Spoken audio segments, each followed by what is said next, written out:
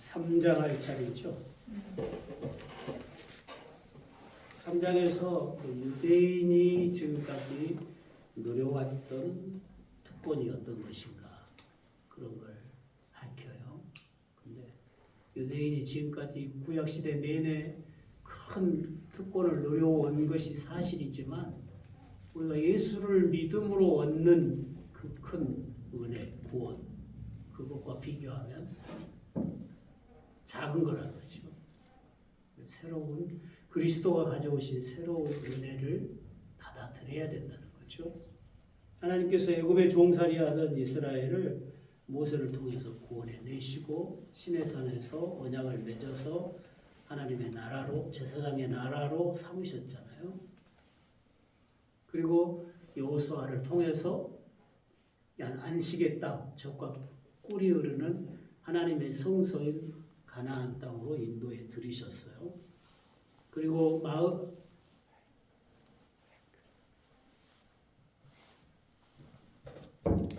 하나님의 마음에 맞는 마음에 합한 다윗을 하나님 나라의 대리 왕으로 세우셨어요. 그래서 하나님이 아브라함을 부르실 때부터 하나님의 계획이 뭐예요? 가나안 땅에 멜기스덱의 나라를 세운 거라 그랬죠.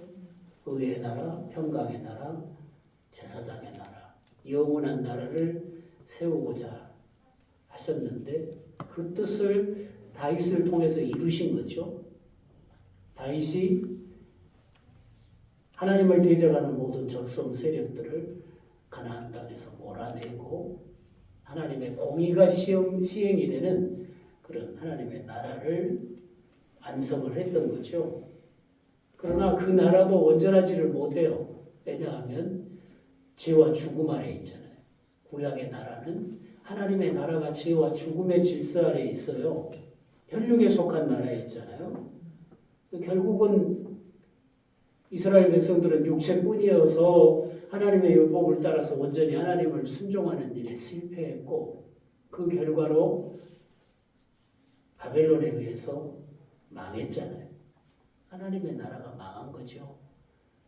그러니까 땅의 한 국가로 존재했던 하나님의 나라가 바벨론에 의해서 망했던 거죠.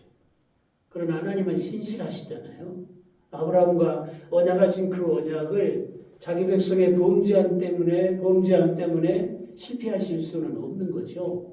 그러니까 하나님의 신실하심이 바벨론에서도 자기 백성을 지키시고 풀무불에서도 지키시고 사자굴에서도 지키시잖아요. 그리고 마침내 70년 만에 가나안 땅으로 돌아오게 하셔서 하나님의 성전이 회복이 되고 하나님을 예배하는 예배가 회복이 되는 하나님 나라의 회복이 이루어지게 하셨잖아요. 근데 그 나라가 또 율법을 따라 사는 일에 실패하죠. 근데 마침내 하나님께서 자기 아들을 보내시잖아요. 신실하신 하나님이 그 언약을 이루시려고 자기 아들을 보내시고 그 아들의 그 죽기까지 아버지께 순종하시는 그 순종을 통해서 세상 구원을 이루시는 거예요. 그 아들을 죽음에서 일으켜서 하늘 보좌에 만왕의 왕으로 천하 만민을 다스리는 왕으로 세우신 거죠. 그리고는 천하 만민이 이 예수 그리스도의 십자가의 복음을 듣고 주께 돌아옴으로 주께 굴복함으로 그들이 이 구원에 참여하도록 그리스도의 왕국에 참여하도록 하는 이런 놀라운 구원을 이루셨다는 거죠. 이것을 이제 전하는 게 로마서이잖아요. 이제는 천하 만민을 유대인뿐만 아니라 모든 이방인들까지 다 이 구원으로 부르신다는 거죠. 그걸 확실히 증거하는 게 이 로마서예요. 그리고 이제 우리가 예수를 믿음으로 얻는 이 의가 율법을 지킴으로 얻었던 그 의보다 얼마나 이대하고 탁월한가를 증명하는 거예요. 증거하면서 유대인들도 다 예수를 믿어야 된다. 이방인들도 예수를 믿어야 되고 유대인들이 또 믿어야 된다는 것을 강조하고 있는 게 이 로마서예요. 여기 3장에서는 그럼 유대인에게 더 나음은 없었냐? 이제 예수 그리스도 안에서는 유대인에 더 나음이 없잖아요. 유대인이나 이방이나 아무 차별이 없어. 예수를 믿음으로만 예수 그리스도가 가져오신 의에 참여할 수 있으니까. 다른 길로는 이 의에 못 참여하니까 율법 갖고 안 된다고요. 그건 유대인이 더 나을 게 없죠. 그러나 지금까지 유대인이 누려온 은혜가 헛건은 아니죠. 그렇죠? 그럼 유대인이 지금까지 나은 게 없었느냐? 유대인이 받았던 할례가 무익한 거였냐? 아니라는 거죠. 지금껏 유대인이 누려왔던 하나님의 은혜도 하나님의 은혜잖아요. 그렇죠? 하나님이 주신 유대인에게 주신 은혜였던 것이죠. 그들은 하나님의 말씀을 맡았다. 그런즉 유대인의 나음이 무엇이며 할례의 유익이 무엇이냐? 범사에 많으니 우선은 그들이 하나님의 말씀을 맡았다. 그렇게 말하죠. 유대인들은 할례 받은 언약 백성이었죠. 할례라는 것은 그들이 언약 백성이라는 것을 살에다가 새겨놓은 거예요. 그게 할례죠. 아직 마음까지 새롭게 함을 입지 못했다고요. 구약 백성은 성령 받지 못했으니까. 그러니까 언약을 살에다가 새겨놓은 거죠. 언약 백성이니까 구별된 자들이잖아요. 그리고 그들에게 말씀을 맡겼잖아요. 율법을 맡겼어요. 왜 맡겼겠어요? 천하 만민으로 하여금 유대인들이 섬기는 하나님, 유대인들이 하나님을 섬기고 누리는 그 하나님을 누리는 그런 모든 것을 보고 이방인도 유대인의 하나님에게로 돌아오게 하시려고 유대인들을 장자된 민족으로 삼고 그들에게 율법을 맡기셨던 거죠. 그래서 그들이 맡은 말씀에 장차 메시아가 오셔서 구원을 완성하실 것을 수없이 말씀하셨잖아요. 선지자들의 증거가 메시아가 오셔서 회복하실 하나님의 나라를 증거하는 거잖아요. 그런데 그들은 말씀을 맡았다고 자랑을 하면서도 그 말씀대로 그들이 맡은 말씀이 증거했던 메시아가 오시니까 그 메시아를 거절하고 믿지를 않았잖아요. 그럼 그들이 예수를 거절하고 왕되심을 거절하고 십자가에 못 박아 죽였으니까 그럼 하나님이 하시고자 하는 은혜의 일이 실패로 끝났냐? 그 은혜가 폐하여지느냐? 그럴 수 없다고 하는 것입니다. 유대인이 믿지 아니함이 하나님의 믿부심을 폐하겠느냐? 그럴 수 없다고 말씀을 하고 있죠. 이스라엘은 그리스도의 왕되심을 거절하고 하나님은 그들을 거절했지만 하나님은 그들을 버리지 아니했다는 거죠. 네가 우리의 왕이냐? 가이사가 우리의 왕이다 하고 예수님의 왕됨을 거절하고 십자가에 못 박아 죽였잖아요. 그런데 하나님은 그들이 버린 하나님 나라의 왕을 죽음에서 일으키시고 하늘 보좌에 앉히셔서 영광의 왕이 되게 하신 거잖아요.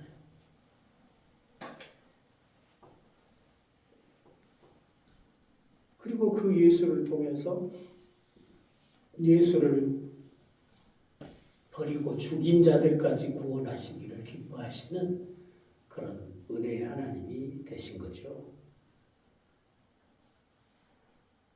그러니까 이스라엘 사람들이 그리스도를 믿지 아니했지만 하나님의 신실하심은 폐하여지지 않았다는 거죠.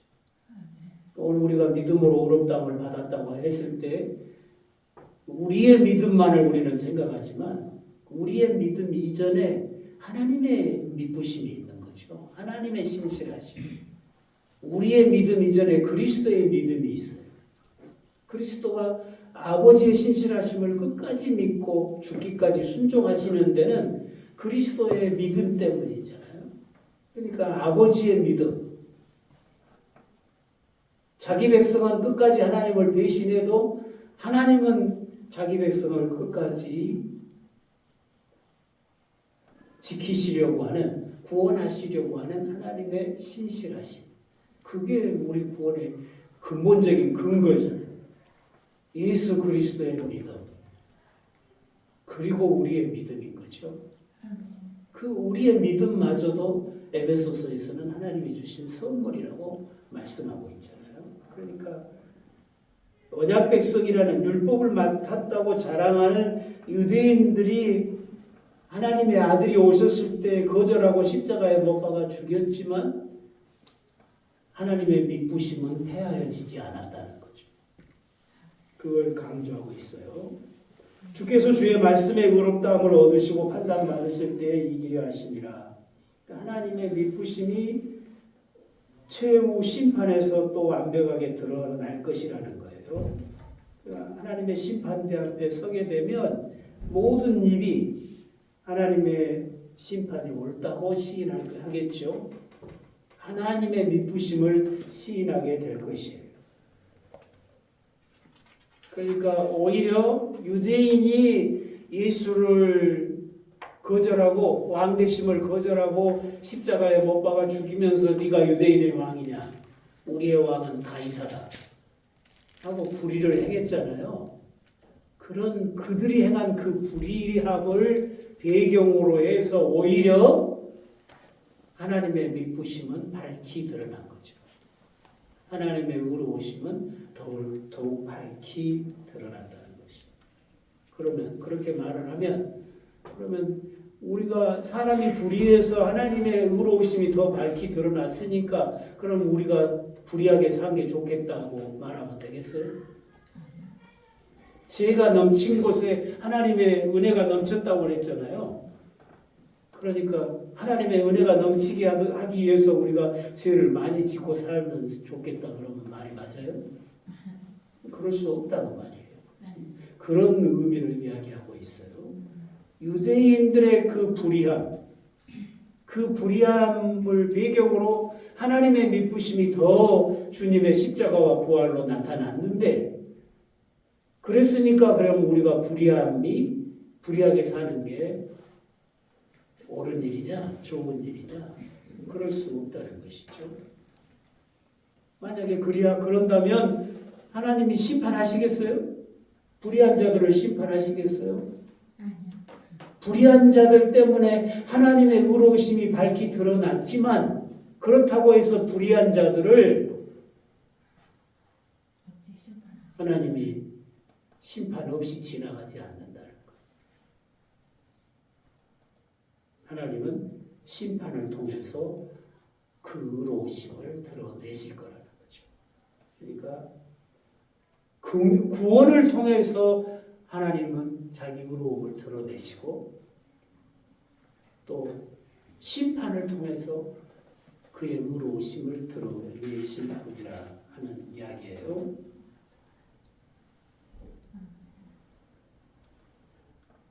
우리 대부분의 사람들은 그렇게 구원을 설명할 때 그렇게 생각하잖아요. 하나님이 세상을 지었어요. 하나님이 세상을 지으셨는데 인생을 짓고 만물을 지었는데 인간이 범죄하니까 하나님께서 멀리 떠나셨다. 하나님과 우리 인간 사이에 큰 간격이 생겼어요. 근데 그 간격을 그 큰 골짜기를 누가 메워줘요? 예수님의 십자가가 다리를 놔준다. 이런 개념으로 설명을 많이 하잖아요. 근데 그건 성경은 그렇게 말하지 않아요. 왜냐하면 하나님은 단 한 번도 그가 지으신 세상을 떠나신 적이 없어요. 아담이 범죄했다고 하나님이 떠나시지 않았어요. 온 세상에 죄가 가득하다고 하나님이 세상에서 철수하시지 않았다고. 세상과 함께 하시면서 여전히 이 세상을 다스리시고 이 세상이 하나님의 나라가 되도록 그 구속사를 이루어가고 계셨지 하나님이 철수하시지 않았다고. 하나님의 신이 사람에게서 떠났다는 말은 사람 속에, 사람의 영 속에 하나님이 내주하시는 방식으로 살던 그런 관계에서 떠났다는 말이지 하나님이 그가 지으신 세상을 버리고 멀리 떠났다는 의미가 아니라 하나님은 항상 이 세상과 함께 하시면서 세상을 주관해 오신 거예요. 그게 성경이잖아요. 그렇죠? 아담 이후에도 하나님께서 계속해서 이 세상을 하나님의 백성들을 이 땅에 두시고 그 백성들과 동행하시면서 이 세상 구원 역사를 계속해 진행해 오시잖아요. 성경의 개념은 그런 개념이에요. 범죄한 옛 세상을 버리지 아니하셨다고요? 이스라엘이 범죄하니까 저 이방 바벨론에게 넘겼지만 아주 안 버렸잖아요.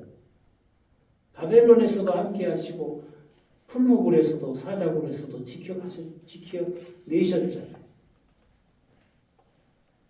하나님은 창조 이후로 세상을 떠나신 일이 없습니다. 언약 백성인 이스라엘 밖에 있었던 이방인까지라도 완전히 버리신 것이 아니라 이스라엘을 장자로 삼으신 목적이 뭐예요? 아브라함을 부르실 때도 그러잖아요.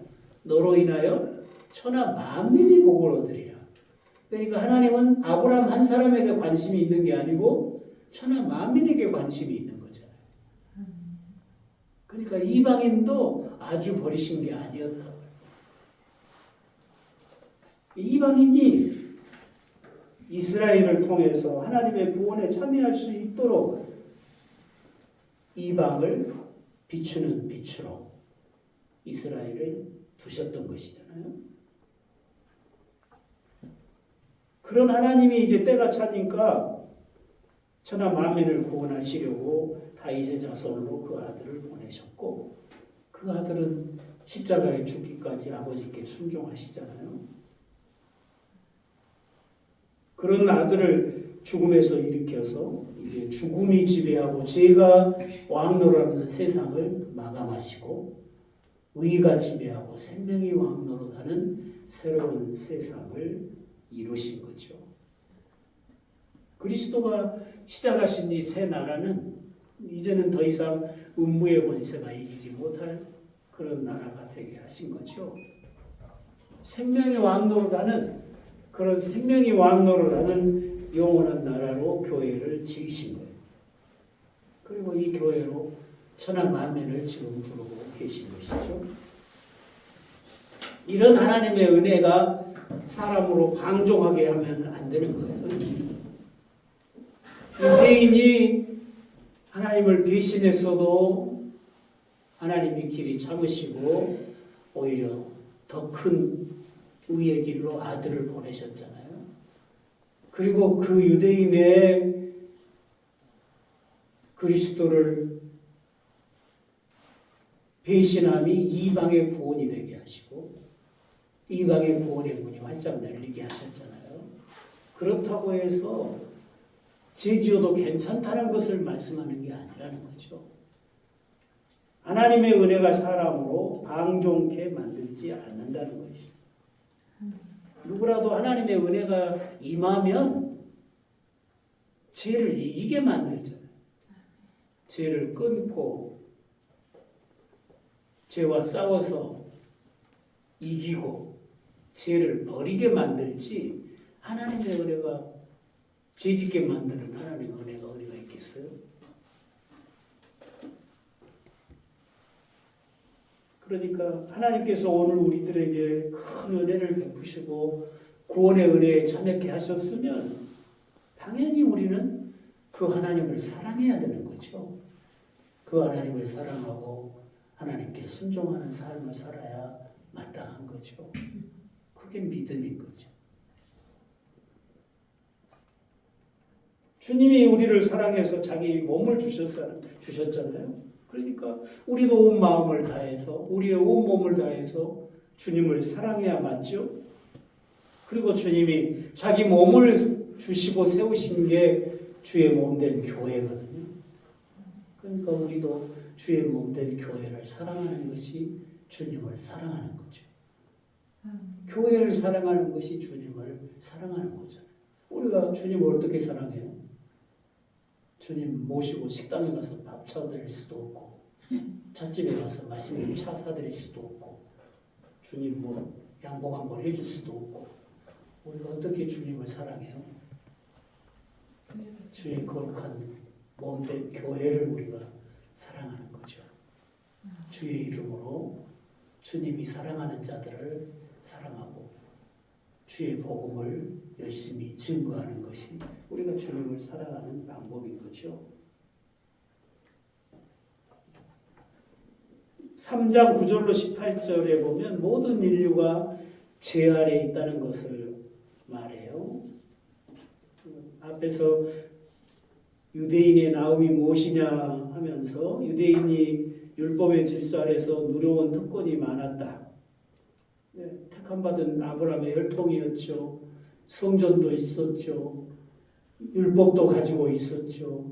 온 열방의 장자로 부름을 받았죠. 하나님께서 그들과는 동행하셨고 이방인들은 언약 밖에 두시고 이방인들과 동행하시지 않았잖아요. 그러니까 유대인이 많은 은혜를 누리고 살아왔는데도 그들이 맡았던 율법이 증거하는 예수님이 오시니까 거절하고 십자가에 못 박아 죽였잖아요.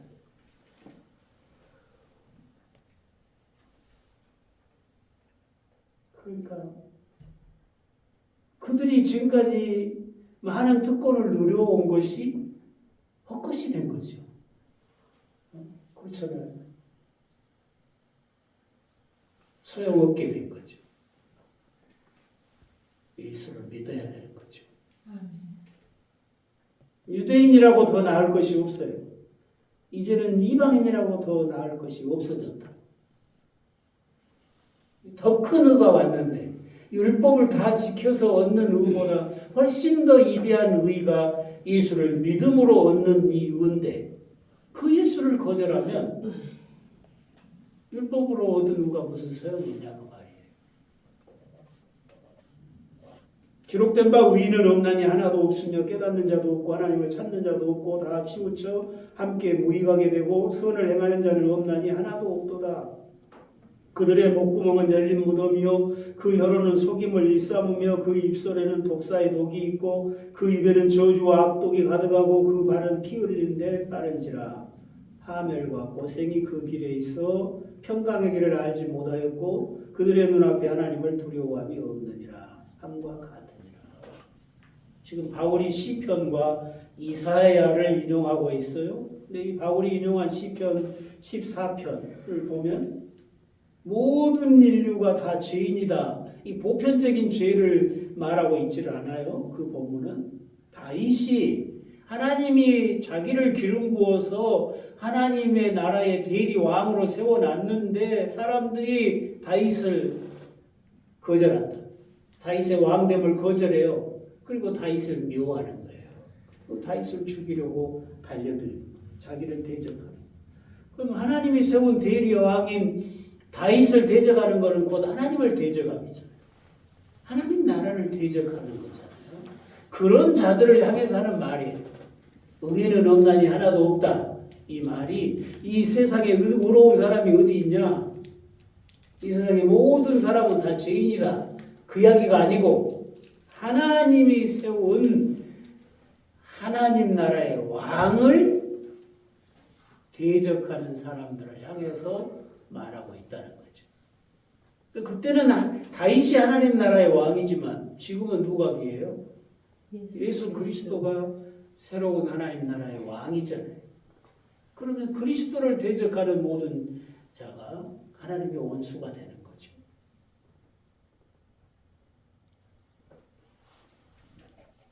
이사야 59장의 말씀도 인용하고 있어요. 그 발은 행하기에 빠르고 무죄한 피를 흘리기에 신속하고 그 생각은 악한 생각. 그러니 항퇴와 파멸이 그 길에 있다. 그들은 평강의 길을 알지 못한다. 그들에게 정의가 없다. 이 말씀도 마찬가지예요. 온 인류의 보편적인 죄에 대한 언급이 아니고 하나님의 백성이 언약 백성인 이스라엘이 하나님을 배신하고 언약을 깨뜨리고 범죄한 것 때문에 이제는 바벨론에 의해서 하나님이 멸망시키는 심판하시는 그런 일을 두고 하신 말씀이에요. 그러니까 하나님을 배신한, 언약을 배신한 하나님의 백성에 대한 표현이라고. 그러니까 성경이 죄를 말할 때, 죄를 말할 때 하나님의 뜻을 거스리는 모든 인간의 행위를 말하고 있는 것이 아니라 하나님과의 관계에서 말한다. 항상 모든 것을 하나님과의 관계에서 정의를 해요. 죄를 정의할 때도 하나님과의 관계에서 죄를 정의한다는 것이죠.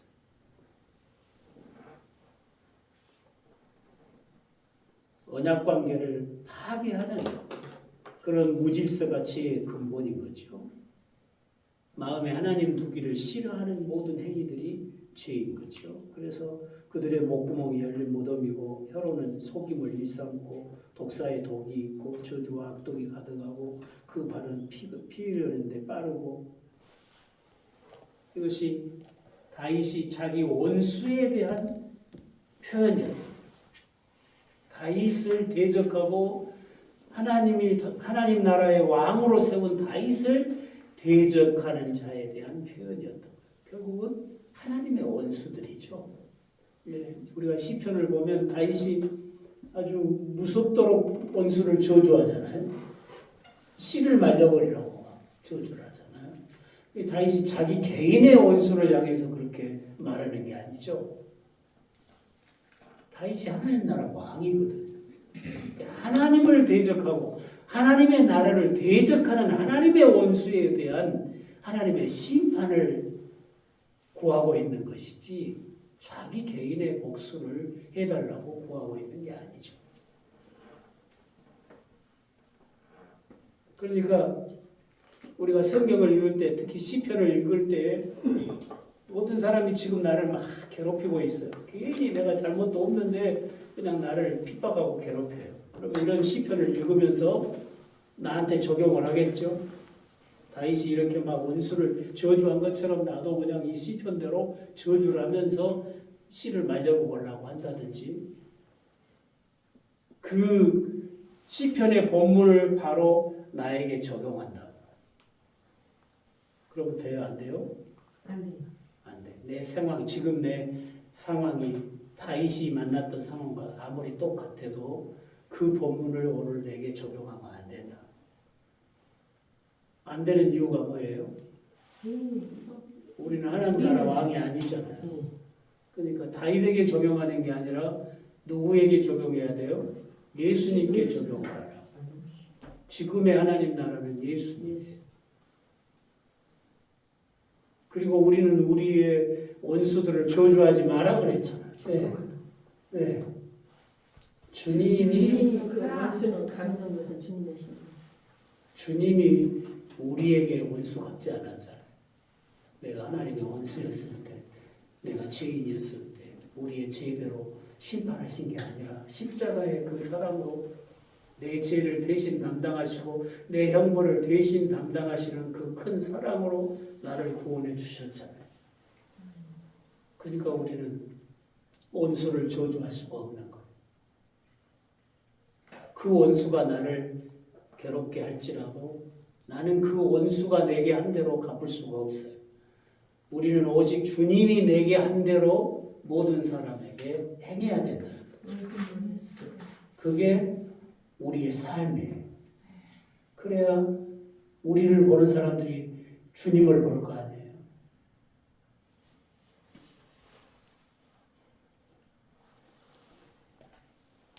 그러니까 여기 의인은 없나니 하나도 없고 이런 표현들은 모든 인류의 죄된 보편적인 죄 그런 것을 말하고 있는 게 아니라고요. 하나님의 통치를 거역하는 죄를 말하는 거죠. 하나님이 다윗을 왜 세웠어요? 온 세상을 구원하시려고 세운 거잖아요. 하나님의 그 은혜를 다윗을 통해서 공급해서 이 세상이 의의 나라가 되고 평강의 나라가 되도록 하기 위해서 다윗을, 하나님의 마음에 합한 다윗을 세운 거잖아요. 그러면 당연히 그 다윗을 사랑하고 다윗에게 순종해야 하나님의 그 은혜가 내게 공급될 것이잖아요. 근데 그들은 다윗의 왕됨을 거절한 거고 하나님의 은혜의 통치를 거절한 거잖아요.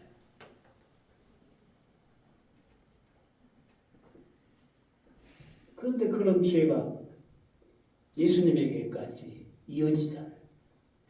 하나님이 세상을 사랑해서 자기 독생자를 보내셨는데 세상은 그의 왕됨을 거절하는 그리고 십자가에 못 박아 죽이잖아요.